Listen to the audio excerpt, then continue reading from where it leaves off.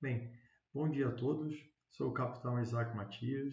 Atualmente estou fazendo mestrado aqui no ITA e, em conjunto com a professora Nícia, da UF, fizemos o presente trabalho intitulado Planejamento baseado em capacidades, um estudo sobre a implementação na Força Aérea Brasileira.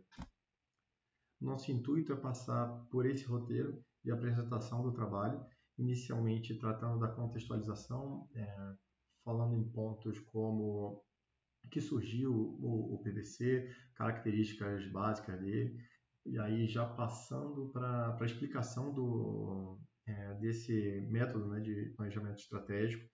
E após isso, vamos analisar especificamente o PVC na Força Aérea Brasileira. Inicialmente abordando como foram os passos, né, de implementação do PVC na FAB, e após isso apresentar uma revisão bibliográfica de estudos sobre o PVC na FAB. Bem, iniciando, nós temos que em 2022 o orçamento público destinado ao Ministério da Defesa foi de aproximadamente 115 bilhões de reais. Destes, 25% foram alocados ao Comando Aeronáutico. E devido a esses altos custos, né, associados às atividades aéreas, faz-se necessário um planejamento estratégico robusto e eficiente. O PBC, nesse sentido, está sendo, na realidade, implementado para otimizar os recursos e integrar as capacidades das Forças Armadas às estratégias de defesa nacional. Esse estudo teve como objetivo a análise do processo geral do planejamento baseado em capacidade e investigação de como essa metodologia é abordada nos estudos da Força Aérea Brasileira. Bem, já passando para o que é o planejamento baseado em capacidade. É uma metodologia que começou a ganhar atração nos finais dos anos 1990, principalmente em países como os Estados Unidos, Reino Unido e Austrália. Ele surge em resposta à necessidade de uma abordagem mais flexível para enfrentar desafios emergentes na segurança, em contraste com um modelo baseado em ameaças, em razão da natureza imprevisível dos riscos modernos, como é o caso do terrorismo, cyberataques e outras formas de guerra assimétrica. O PBC ele concentra-se mais nas capacidades necessárias para enfrentamento de uma variedade de cenários, independente de ameaça específica, o que permite uma adaptabilidade maior e que é fundamental em um mundo caracterizado pela incerteza, rápidas evoluções e restrições orçamentárias. Basicamente, nós temos aqui uma figura que exemplifica as principais diferenças do modelo tradicional, à esquerda, e do PBC, descrito à direita. Essa figura foi adaptada do trabalho de Lessa, né, 2006, e as principais diferenças são, né, do modelo tradicional. Vocês podem observar que cada ramo de força armada desenvolve independentemente a sua perspectiva de combate. As capacidades militares elas são projetadas para cenários exclusivos e definidos por cada força armada. E a gente consegue identificar uma abordagem bottom-up, né, da força armada para os níveis superiores. Já no PBC, a gente tem um desenvolvimento de maneira integrada. As capacidades elas são projetadas para atender orientações de níveis políticos. E a gente consegue identificar desde o início essa abordagem top-down, que mais à frente vai ser descrito que o PBC ele se inicia com as orientações políticas. Neste sentido, o processo geral do ciclo do PBC ele pode ser descrito por essa imagem, que foi adaptado de Taylor, um trabalho de 2013. Ele se inicia com orientações governamentais, tendo aquela abordagem top-down, e depois ele segue para as atividades dentro de cada força armada. Né?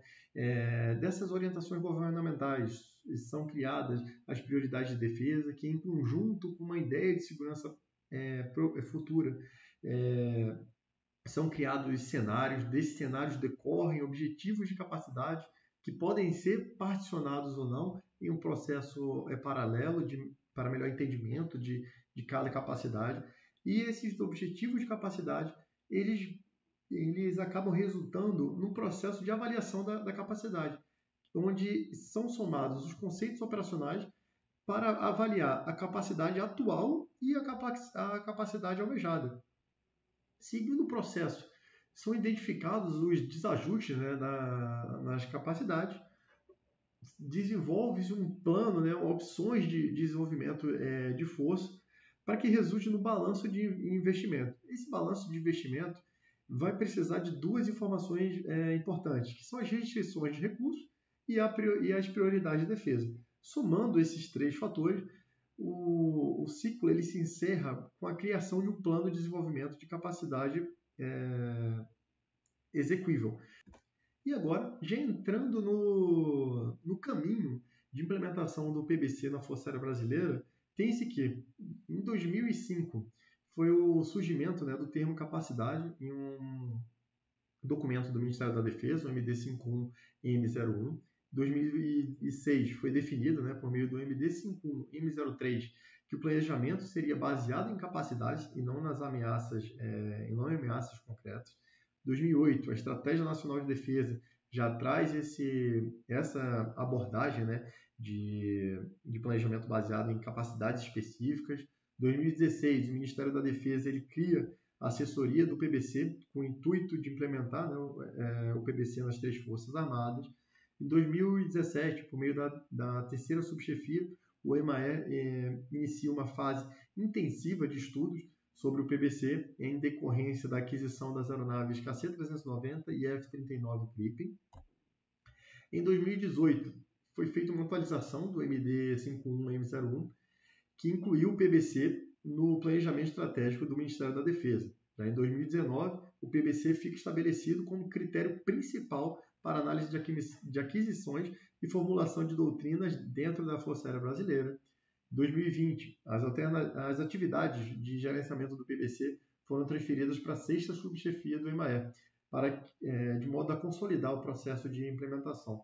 Em 2024, a gente tem um ponto importante, que é a publicação da NSA 500-1, que define o termo capacidade e seus critérios de avaliação, quais sejam, né, material, doutrina e preparo.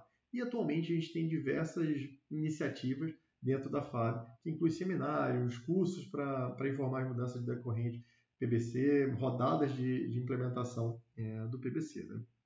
E agora, passando para os estudos sobre o PBC na FAB, tem-se que o PBC ele tem sido explorado por meio de diversas publicações desenvolvidas por instituições acadêmicas da FAB, como o ITA, ESMA, Escola de Aperfeiçoamento de Oficiais da Aeronáutica, e nesse sentido foi feita uma revisão bibliográfica, que buscou nos repositórios do ITA, da AFA, UNIFA, SMA, a Escola de Aperfeiçoamento de Oficiais, até os anais, né, do próprio CIG, em todos os artigos da revista Spectrum e Preparo, buscando pelas palavras-chave planejamento baseado em capacidades e PBC, e aqui ressalto que não houve restrição temporal.